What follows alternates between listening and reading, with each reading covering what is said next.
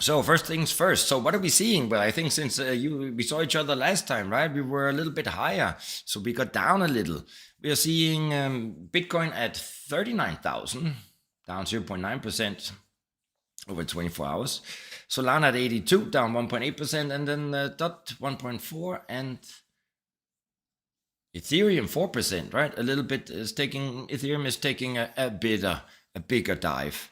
But as always, we can see here, these are the, not so much there. Now remember, I know we all know you come here for the technical analysis. That's no secret anymore. Because, and it's almost like I can say, I mean, it is still quite impressive how this 7-day moving average thing is not working so bad, right? So if we go in here, we can see the 7-day. We gotta remember we were talking about this purple line that could, be some kind of resistance. Yeah. I mean, remember, I don't know shit about the technical, because technical analysis, the way that people here view it, is anyway wrong. It's wrong from my point of view, with my 22 years of experience. But the 7-day moving average with on the weekly really seems to hold up, right? So we saw it kind of like close below, and it did, and yeah, now it seems that at least on our little theory here, it could be that until we're gonna see a breakthrough of the 7-day moving average on the weekly, we could go lower. Now, I'm convinced that this is just, even if we are gonna, I mean, I'm not, you can go to all these other smart channels to know a thing or two about technical analysis. Even if we are gonna go lower, I mean, you know how I feel about it, right? We are long-term investors, and I mean, I see this as the last minute, the last opportunity to position yourself for what is to come. And from my point of view what is to come, right? It is Ethereum 15,000 by 2025, and Bitcoin also by 250,000 by October to December 2025. That's how I see it. Just remember, everything I say and do should not be considered financial advice, because as you always know, I don't know shit about crypto. So, and let's go in and quickly look, what are we seeing here on the day, on the 24 hour. I mean, let's just go quickly see if there's anything, because we've got so many things to go through. So Bitcoin down 0.9, Ethereum 3, Binance 3. I mean, let's just, actually what I think is more fun is we go in and see who is up today. Tixel, yeah, and Network and all there. That's good. It's funny, all there. And where is the big brother Centrifuge, Kilt, Chili's, Seacoin. Okay. Well, anyway, not a lot. So there's really no reason to spend too much time there. The most important thing is, I believe, if we're gonna see further, actually, I hope we're gonna go a little bit further down, because anyone, including me and you, we always think, I should have bought more of this or of that coin, right? This could be the last opportunity before it's really gonna take off. Anyway, let's see who's in the chat.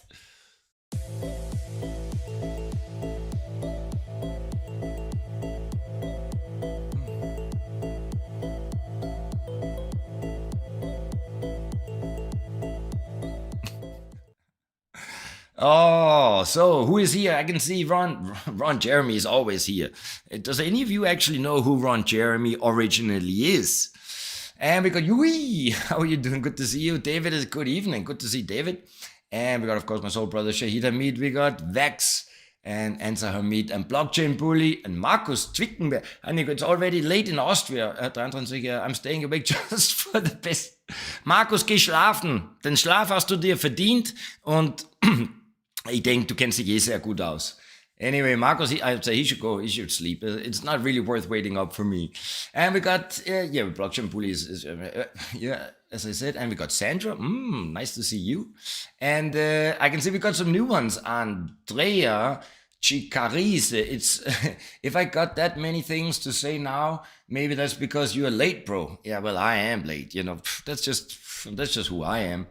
And who has to? Didn't you check the prices before going live? No, actually, no, I didn't. Did you? Because if you did, then you can always come 15 minutes later, right? And that's Jem. Good to see your thing. So both, I think, Andrea and that's Jem, you two new ones. I welcome you to this stream of ours. And David says, thanks to Grayscale, discount coins. Yeah, thanks to Grayscale. Yeah, that could be.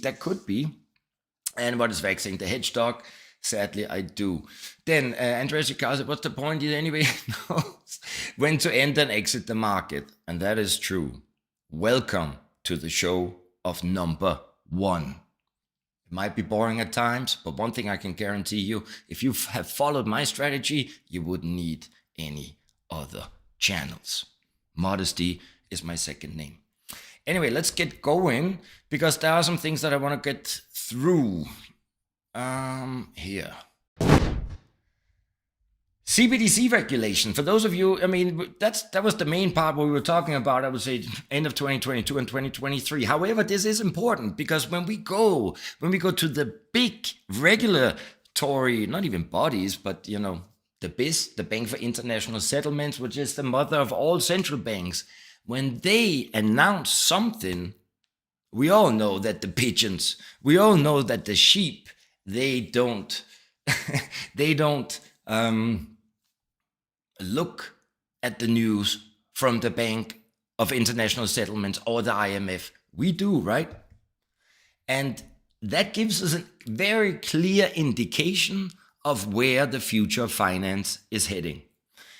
Now, I know that this is a big slide, and I know Jerry, she made this slide, and I was looking at it, but I read through it. This I read through, by the way. I didn't look at the prices. I thought, I like looking at the prices all together now. But this I did read through, and there was nothing I could cut out. So I am going to read this because I feel that this is important. So the Bank for International Settlement announces CBDC tokenization projects for 2024. And remember, I really think that the trend, the next real DeFi trend is going to be tokenization of real world assets, such as Aave, such as Centrifuge, and this is also what BlackRock thinks, right? So the Bank for International Settlement, the Innovation Hub, and the Innovation Hub was also that, that part of the BIS that have actually been launching the CBDC projects. They're going to proceed the second phase of its central bank digital currency, privacy testing, and launch a blockchain-based tokenization project in 2024. So we are still very early. On January the 23rd, which is basically today or yesterday, where I am, they announced its work program for the year. It features 6 new projects. So we're all going to be following them a little bit this year, exploring the issues of cybersecurity, fighting financial crime, CBDCs and green finance. And another critical area is tokenization, where the new project Promiser, I would think, will be followed by more initiatives. I can already say we are not going to follow, business cybersecurity, fighting financial crimes. This is and the green finance. I mean, this green thing there. I mean, nobody needs. But we are going to follow the CBDCs, and especially we're going to follow the Project Promiser. Project Promiser,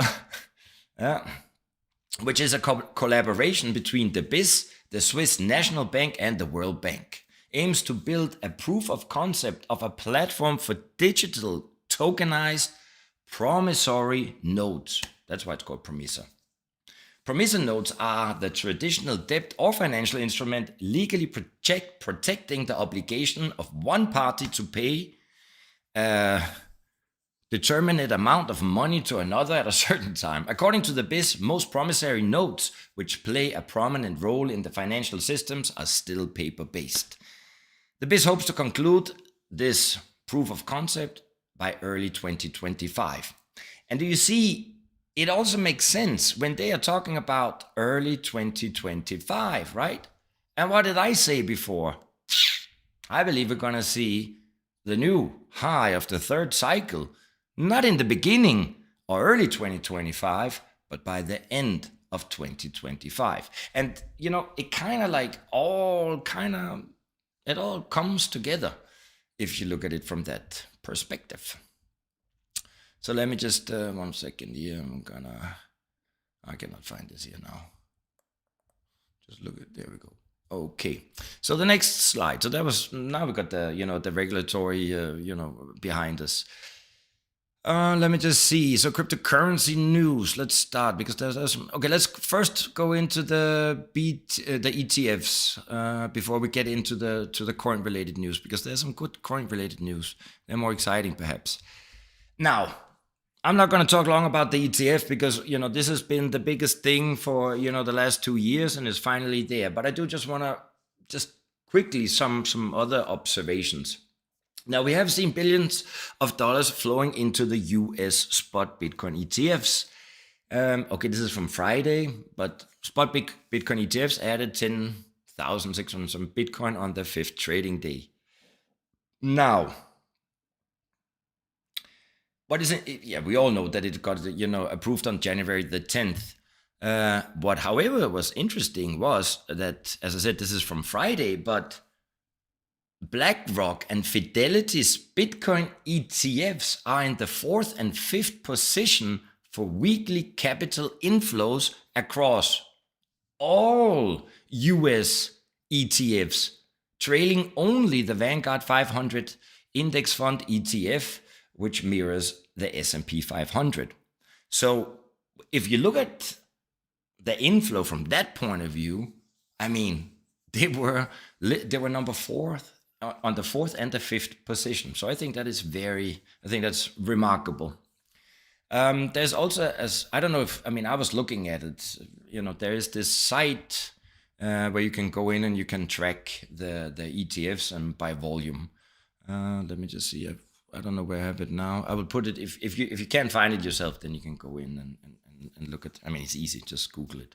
Anyway, I think, I don't know if it's so important to look on a daily basis, but of course it's good to see, to track them and see how much money is going in. Now, as you were mentioning here, that Grayscale, that they were to blame for the retrace of Bitcoin. Well, I guess you have all read about that Grayscale Bitcoin Trust. They have seen a lot of outflows simply because they're charging too much, right? Their commissions are much higher than many of the others, and therefore they've seen outflows. And of course, you could argue that is the reason for Bitcoin going down. I, however, think it's a slightly different, and I will give my point of view just in a second. Here's also, you can see spot Bitcoin ETFs on-chain addresses found by Arkham.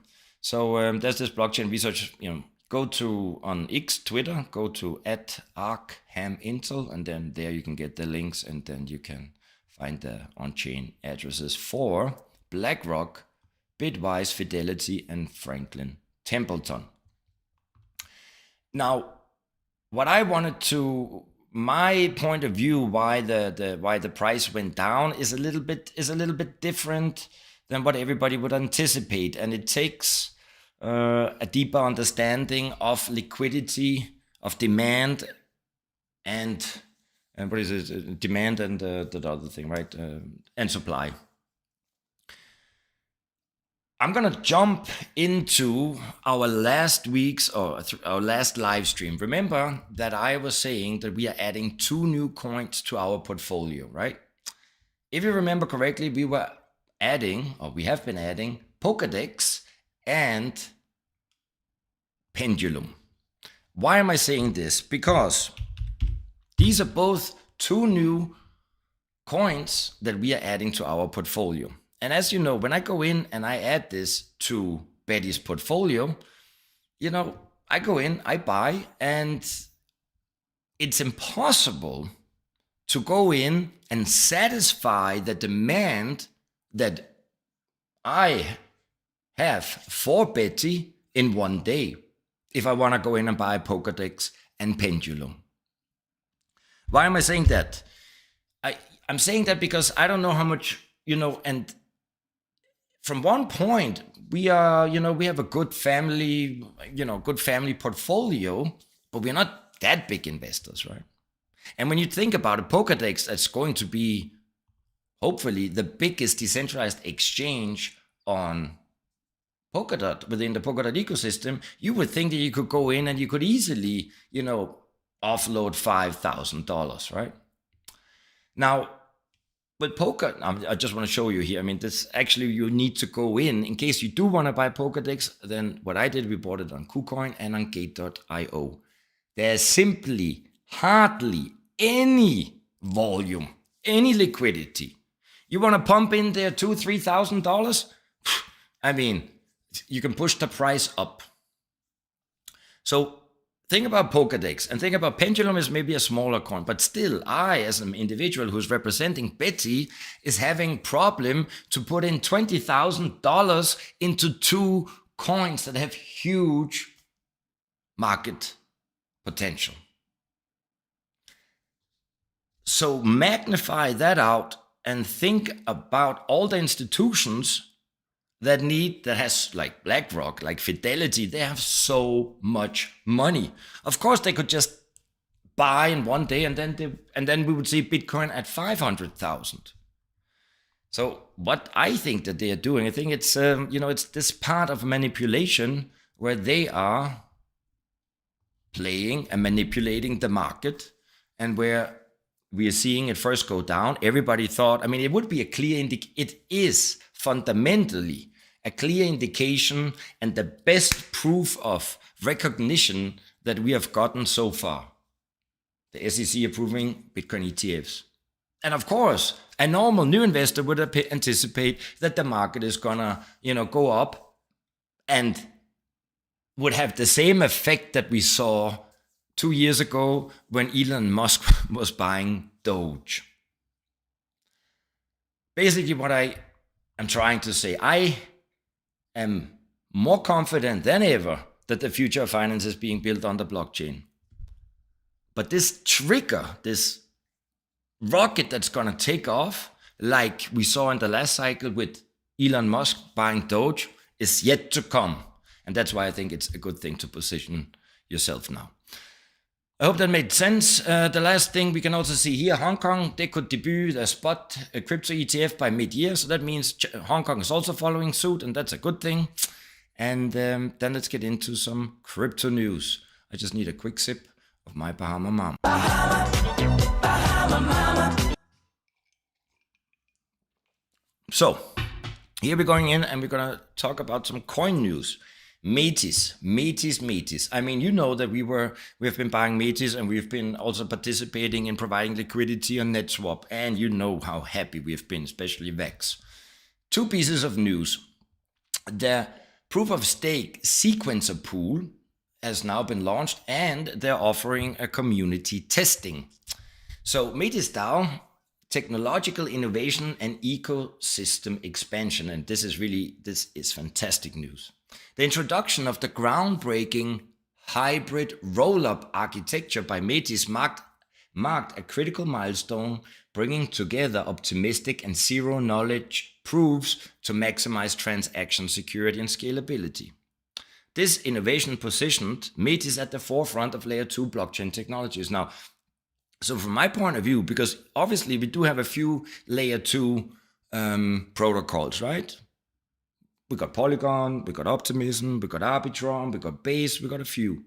But now it seems, at least this is how Metis are presenting themselves, and all Layer 2 solutions have either been based on the structure of an optimistic rollup or on the structure of a zero-knowledge rollup. And this hybrid rollup that Metis has now come up with seems to have, because there was always you can see here 2 greens and 2 reds. We could see that with the optimistic rollup, you had fast transaction confirmation, but you didn't have fast transaction finality. You had Ethereum virtual machine equivalence, but it was not censorship resistance. And then with zero knowledge, it was the opposite. And with the hybrid rollups, you got everything. So it seems that this could really catapult Metis to the market leader of layer 2 protocols. I think it's very interesting, very interesting. So what I would, in case you have you have time, then you should go in and you should test this community. I mean, they're offering community testing for the Metis decentralized sequencer. And some of the apps or dApps that are currently available is the Homos Exchange, the Tethys Finance, the Midas Games, and the NetSwap.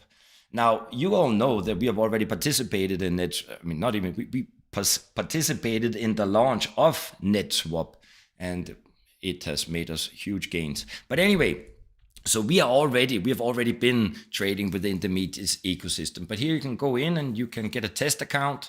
So go to the metis.io and go to the blog, and then in case you want to do that. I think it's, for practicing, it's the best, right? Just go in there, get your test coins, test, and you're also gonna get, you're gonna get some, I don't know, some coins or points, and then in the end of the day, you might be able to trade them in for something. There's not so much there to say. At least I hope some of you bought NetSwap at the time and Metis. Another piece of news regarding one of our favorite coins is Origin Trail. Staking coming soon. Very soon. So decentralized knowledge graph testnet is set to go live on Gnosis chain this week. And the news, I think, could be this week or next week, along with the track delegation module supported by the new Origin Trail Explorer.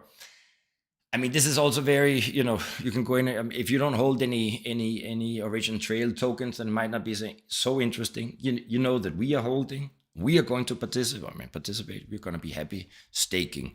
Now, until now, we've only gotten these pictures there of how it's going to look, and this is just examples. I guess pretty straightforward or complicated as everything always is, but at least, and we also don't know what the potential APR or APY is going to be. But anyway, we will follow that. Now, as I just wanted to touch up on last week, remember I told you we added Polkadot and Pendulum. Now, Polkadot, as I said, we are buying on KuCoin and on Gate. Pendulum, you can only buy on MEX exchange. I didn't actually have an account there for Betsy prior, so we opened that. It was pretty straightforward, but very, very low volume. But just remember, with a little coin like Pendulum that we was recommended by our good friend from Austria, I see even there that could be one of those little coins that can really explode. Simply also because just the fact that it's going to be listed on some of the other bigger exchange is going to boost. That's about that. So we got, I thought there was so much, and we got through it quickly. Let me go in, I will go into the chat and see if there's any questions. Remember, you're always 20 seconds lagging behind me, so that's why I'm going to go to the chat. If you have any questions, then write them now. And other than that, I will like to share this last slide. It's not very professionally made, but some of you know that I live in Ukraine, right? And I'm here now, and I'm not very happy with the situation and the war and all that, right? But Klitschko, the mayor of Kiev, came out today, and according to him, this is his words, right? Because it's actually very dangerous for me being here and talking bad about. I mean, this is a dictatorship. This is the worst dictatorship I've ever even noticed. No freedom of thinking even. Anyway, but the mayor of Kiev and the former world heavyweight champion, he said that the president's movements smell of authoritarianism, and he himself is becoming like a dictator. I can't call the movement we see now democratic. It smells of vertically and authoritarianism, Klitschko told Canada's The Globe and Mail. According to him, there's no freedom of speech in the country, and those who express an alternative point of view are persecuted. Zelensky is also trying to appoint exclusively his own people to government position.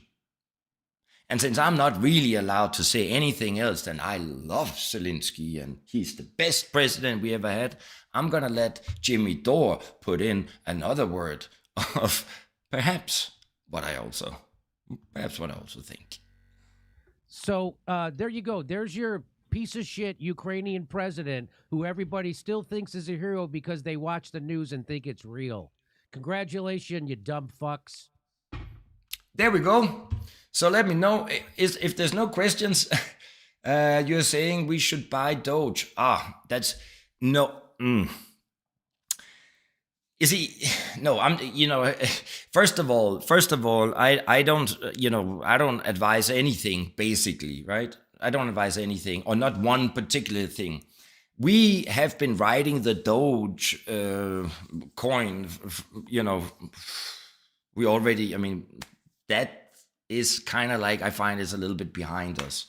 Now, that's not to say that it could be that, it can be that Doge will have this, yeah, believe it or not, it does have some kind of potential even maybe to become the currency, of X and Twitter and all that. But obviously, Doge already has a huge market cap, right? Doge, what is it? It's listed number 10, and with a market cap of let's go in and look at that quickly. Boom. It's listed number 9 with a market cap of 11 billion, right? So, you're not gonna see 1,000. You're not gonna see 1,000 X there, right? And so, if I were to advise that if you want to go in these, let's call them blue chip coins, well, then probably I would take an Ethereum or a Chainlink before Doge. But remember, it's always good to diversify. Really, that this is the essence, right?